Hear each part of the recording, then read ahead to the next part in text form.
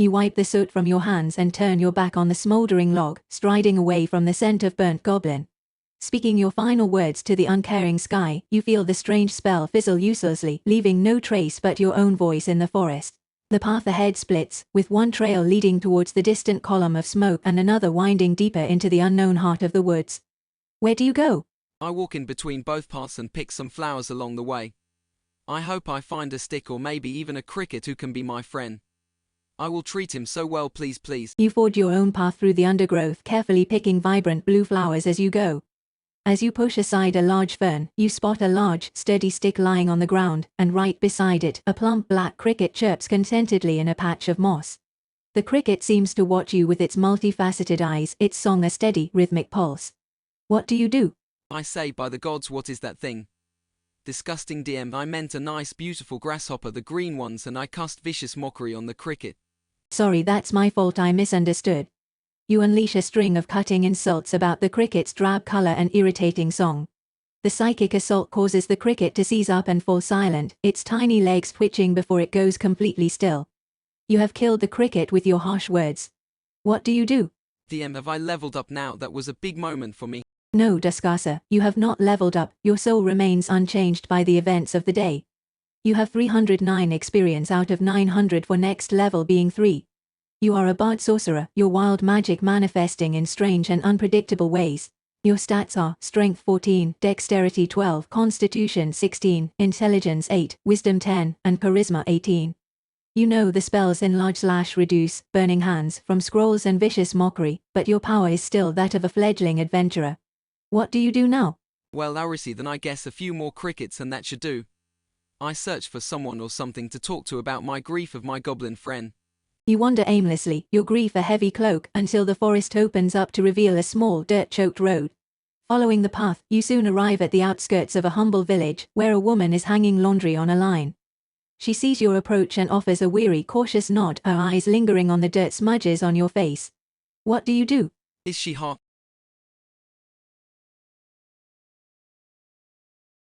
She has a kind, weathered face with strong arms from years of work, and her simple dress does little to hide a sturdy figure.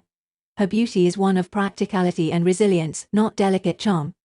She watches you, waiting for you to speak. What do you do? That's a hard pass. I walk by and try not to make eye contact. No ways, I skip away. There has to be more interesting, less strong-armed people around. You abruptly turn and skip away from the woman, who watches you with a deeply confused expression before shrugging and returning to her laundry. Your skipping takes you towards the center of the small village, where a few more villagers are milling about a well. A portly merchant with a nervous sweat on his brow is currently arguing with a lanky, pimple-faced youth over the price of a pie. What do you do? A pie, you say? I approach with stealth, crawling on all fours, and once I am close enough I try and tickle them. You drop to all fours and begin a stealthy crawl, but your large frame and lack of subtlety make you immediately obvious to both men. Please make a stealth check to see how close you can get before they fully react to your bizarre approach. DM, I think I rolled a 13. I'm not sure, it's so dark in my room. I will roll again with the light on. Okay, I rolled a 6 total. Your attempt at stealth is a clumsy failure, and you end up loudly crashing into a nearby barrel, drawing the immediate attention of everyone. The merchant and the youth stop arguing to stare at you, a large, dirt-covered person crawling towards them. The merchant takes a nervous step back, clutching his pie protectively. What do you do? I show them the stick I found and ask them if we could trade for the pie, or perhaps it can make up for the cost and me and Pimple Face can split it. The merchant eyes the stick with utter contempt, then looks back at his precious pie, refusing your trade.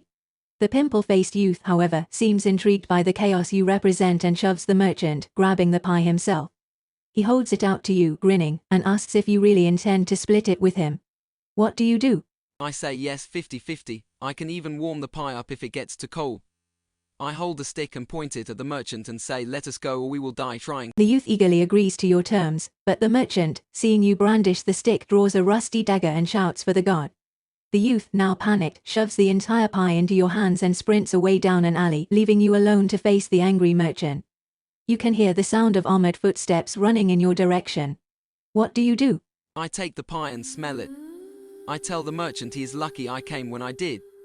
I am Duskasa, I was sent here to save this small town from certain doom. You see, it all started 8 years ago when I fell in love. She was a baker from Moonshire and she was my soulmate. We were expecting a child.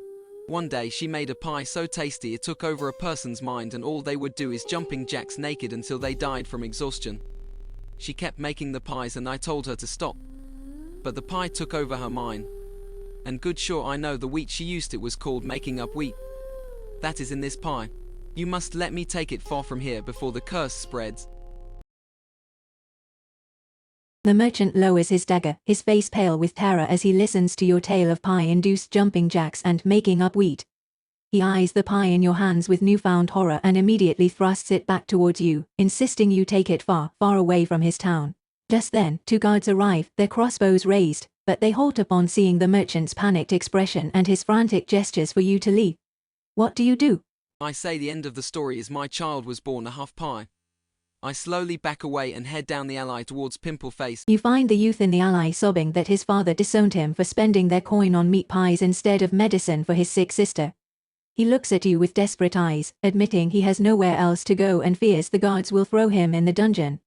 He asks if he can stay with you, seeing as you are a powerful sorcerer on a quest.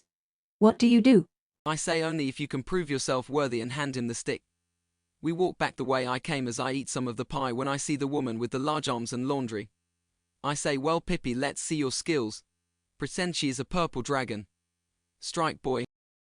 Pip's face goes pale as he looks from the stick to the woman, who is now backing away in fear. He takes the stick with a trembling hand and, with a whimper, half-heartedly jabs it in the woman's direction. The woman screams, drops her laundry basket, and runs towards the nearest house, shouting for help. What do you do? I say, good job Pip, now let's take these clothes, you never know when you need a women's disguise. And I hand him half the pie. Onward. And don't forget to subscribe for part 3. You and Pip sprint away from the village, the alarm horn fading into the distance as you disappear back into the woods. The stolen clothes bounce in Pip's sack, and he devours his half of the pie in a few messy bites. You find yourselves back at the crossroads, the path to the smoldering log and the trail to the distant smoke both stretching out before you. Where do you lead Pip next?